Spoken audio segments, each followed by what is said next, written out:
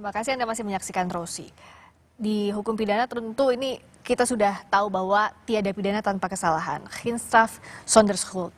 Harus ada mens rea, ada niat jahat dan perbuatan jahatnya actus reus. Di salah satu dissenting opinionnya kan soal ini. Apa sebenarnya bukti mens rea yang ada untuk mengcounter dissenting opinion? Kita sama-sama menghargai apa yang 4 hakim maupun 1 hakim. Tapi mens rea-nya di mana untuk meyakinkan bahwa ada niat jahatnya, termasuk ada actus reusnya, ada perbuatan jahatnya? Bahwa betul ya, untuk bisa memberikan hukuman harus ada kesalahan kan. Dalam konteks kesalahan itu kan ada kesalahan yang disengaja atau karena kelalaian kan, bahwa dolus atau kemudian culpa. Dan dalam perkembangan sekarang ini sebetulnya sudah sangat bergeser secara signifikan, bahwa kesalahan itu sudah digeser menjadi kejahatan. Artinya tiada pidana tanpa kejahatan, bahwa yang akan dihukum adalah orang-orang yang jahat gitu. Karena orang salah, karena mungkin kekhilafan bisa diringankan dan sebagainya. Tetapi yang dikejar adalah orang yang betul-betul memiliki niat jahat. Ya. Apakah perbuatan Nadiem termasuk perbuatan jahat?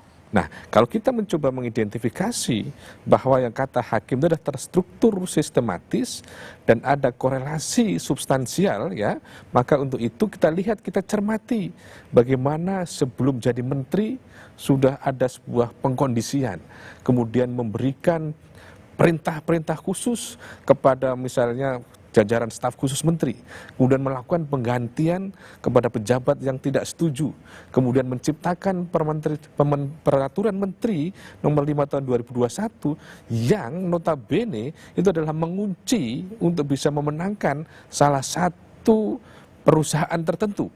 Yang itulah yang kemudian dianggap satu rangkaian peristiwa untuk membuktikan adanya niat jahat. Meskipun bukti-bukti ini sudah dibantah juga di persidangan dengan ahli maupun saksi yang dihadirkan oleh pihak. Ya, itu wajar, membukti bantah kan, tetapi kemudian kan itu didukung kan, fakta persidangan bahwa memang betul ada Permendikbud 5 2001 kan, meskipun itu bukan satu-satunya membuktikan niat jahatnya, tetapi permen tadi itu menjadi dasar bahwa telah adanya penguncian untuk satu kemenangan perusahaan tertentu. Pada sisi yang lain bahwa ada fakta pejabat-pejabat yang diganti yang tidak setuju, itu fakta yang tidak bisa dipungkiri. Kemudian ada fakta memberikan tugas khusus kepada staf khusus menteri, itu adalah fakta yang tidak bisa diingkari. Kemudian ada fakta bagaimana kemudian adanya investasi, adanya penunjukan pada perusahaan tersebut, itu kan fakta-fakta yang tidak bisa diingkari, meskipun lagi-lagi adalah dibantah oleh misalnya terdakwa atau kemudian penasihat hukum, tetapi fakta itu kan tidak bisa dibantah lagi. Kemudian tinggal penafsirannya saja. Apakah penafsiran 5 2021 itu menunjukkan mens rea atau tidak?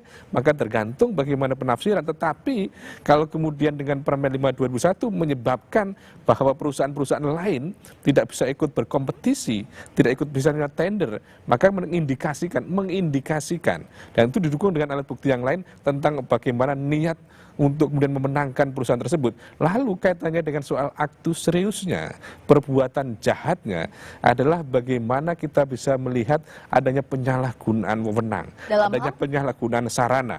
Penyalahgunaan sarana adalah misalnya menunjuk orang di luar kementerian menjadi konsultan untuk pengadaan proyek tersebut, atau kemudian penyalahgunaan kewenangan menunjuk staf khusus menteri yang tidak memiliki kewenangan untuk memimpin pengadaan proyek, tetapi dilakukan itu. Dan dalam kondisi ini apakah jadinya ada ketakutan kriminalisasi kebijakan dalam tataran seseorang menjadi pejabat publik, Pak Amin, pada akhirnya? Pasti.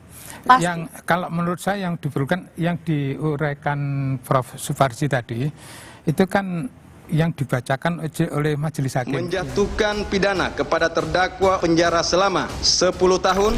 Pertimbangannya sebelum diktum putusan dihukum sekian tahun gitu kan. Nah, buat saya begini, dalam diskusi mengenai putusan majelis hakim ini, justru saya ingin menguji pertimbangan ini. Ya. Nah, karena itu butuh fakta hukum yang muncul di persidangan itu seperti apa gitu kan. Nah, jadi makanya saya belum bisa menyimpulkan dissentingnya yang benar atau yang majelis hakim yang benar gitu kan. Karena butuh melihat yang ini. Nah, karena nanti dari situ bisa ngetes kan pertimbangannya majelis benar nggak nih? Kenapa saya tanyakan demikian? Karena kebijakan pada saat jadi pejabat negara. Enggak, karena begini, kalau pertimbangannya ini tidak match dengan fakta persidangan, nanti begini, si terdakwa ataupun orang yang melihat, itu melihat kok faktanya begini, dipertimbangkan begini, diputuskan begini, nggak cocok. Jadi terus muncul ragu-ragu, wah jangan-jangan nanti aku dibegitukan, faktanya begini, terus masuk pertimbangannya begini, nggak cocok, jadi aku nggak salah, terus dijadikan salah. Makanya orang pada ketakutan. Nah itu memang titik lemah utama pasal merugikan keuangan negara. Menimbulkan ketakutan dari banyak pihak, terutama orang-orang BUMN maupun birokrat. Karena bagi mereka ini nggak jelas yang salah yang seperti apa, yang nggak salah seperti apa gitu. Ya. Jadi nggak clear. Dan seperti dalam diskusi ini ya, mensreanya kan yang 4 ngomong begini, yang 1 ngomong begini. Jadi pengertian mensreanya pun berbeda antara hakim yang 1 dengan hakim yang 4. jadi nggak clear kan. Bagi terpidana ataupun bagi orang lain yang melihat, ini jadi bingung. Ini sebenarnya gimana sih ini? Nah karena itu untuk pidana korupsi menurut saya ini sebaiknya jangan pakai pasal yang nggak jelas gini. Kenapa dianggap ini pasal yang nggak jelas atau tidak bisa diterapkan semestinya?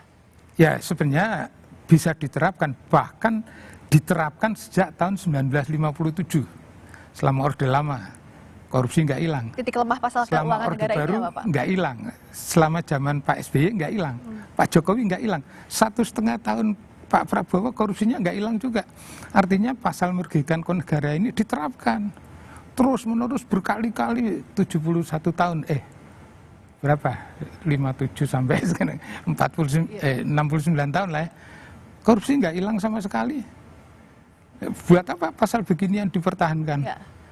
Nah, Buat apa kalau begitu pasal merugikan keuangan negara diterapkan dalam korupsi? Seberapa efektif memang ini mengungkap kejahatan dan memberantas akarnya?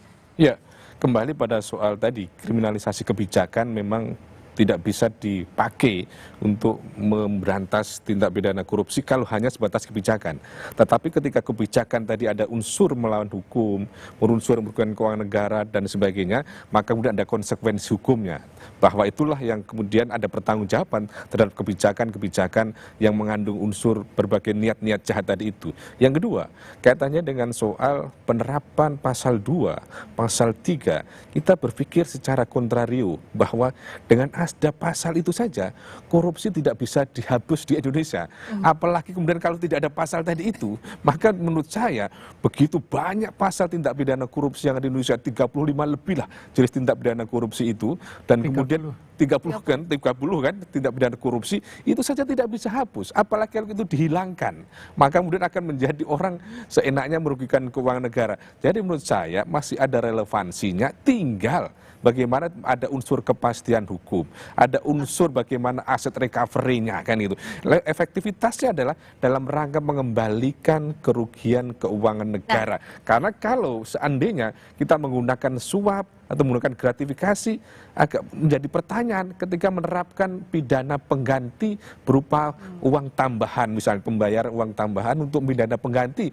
Karena ada perdebatan, kok suap dan gratifikasi negara tidak dirugikan, kok ada pidana tambahan berupa uang pengganti. Tapi diterapkannya pasal keuangan negara ini ada juga jebakan Batman-nya. Dan di mana biasa aja jebakannya ini? Kita bahas di Rosi sesaat lagi.